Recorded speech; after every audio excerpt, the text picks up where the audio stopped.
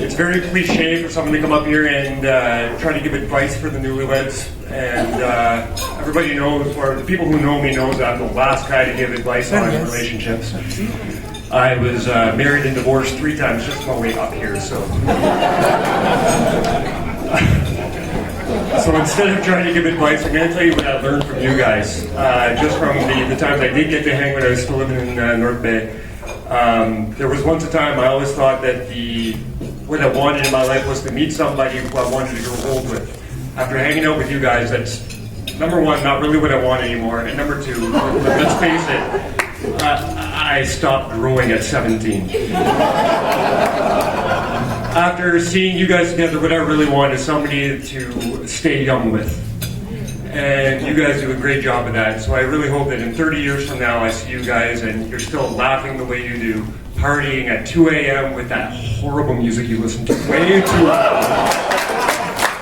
With a sex life that would make Ron Jeremy blush. So to my best friend Andy and his beautiful bride, I say salut.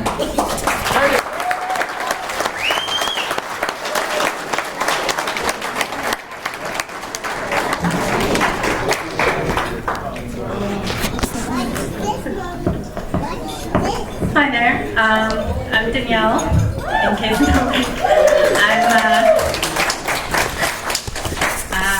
I'm Jimmy's sister, and I want to start by saying that, well, a little about myself, which is kind of selfish, but I am really bad at keeping contact with people. Mostly my sister calling when I should be calling, and just not staying in contact when I should, and I get that from my dad. I would have to say.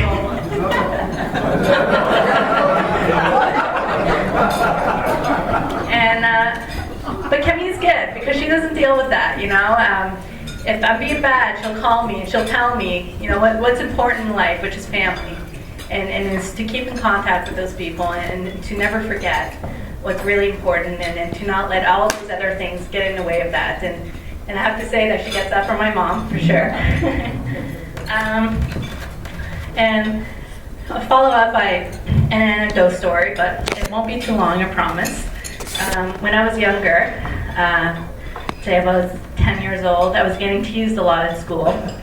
And I was coming home and I was crying, and one day Kemi caught me and she asked me what was wrong. I told her these kids were teasing me at school, you know, kids are jerks.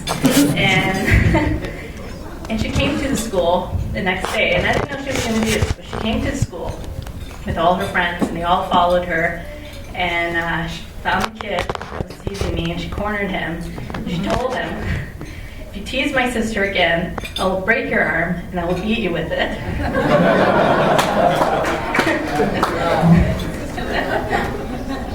And after that moment, I became the most popular girl in school because everyone thought my sister was the coolest person in the world, and I instantly became so popular.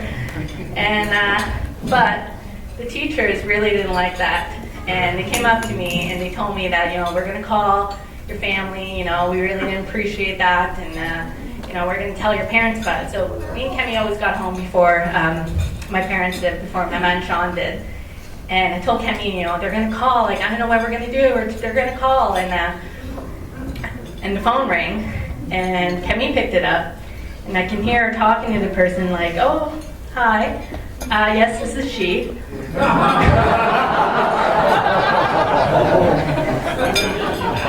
Oh, yes, yeah, that's terrible, yeah, well, we'll definitely punish her for that.